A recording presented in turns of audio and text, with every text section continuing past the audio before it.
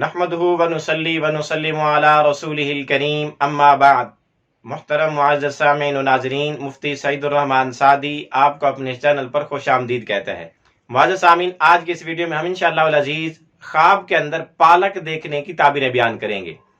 پالک ایک سبزی ہے جو کھائی جاتی ہے، پکائی جاتی ہے گھروں میں۔ اگر کوئی آدمی خواب میں پالک لیتے دیتے، خریدتے، اس کو کاٹتے، پکاتے، اس کو کھاتے دیکھے تو اس کی کیا کیا تعبیریں ہو سکتی ہیں؟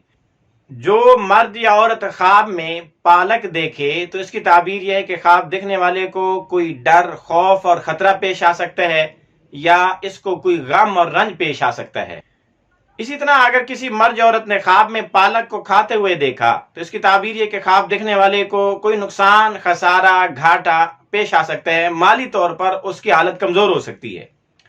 اسی طرح اگر کسی مرد یا عورت نے خواب میں گوشت کے اندر پالک پکی ہوئی دیکھے اور اس کو کھائے، روغن کے اندر تیل اور آئل میں اور گوشت کے اندر گوشت پالک پکا ہوا دیکھے کھائے تو اس کی تعبیر پھر یہ ہے کہ خواب دیکھنے والے کو خیر، بھلائی، دنیا کا کوئی نفع ملے گا۔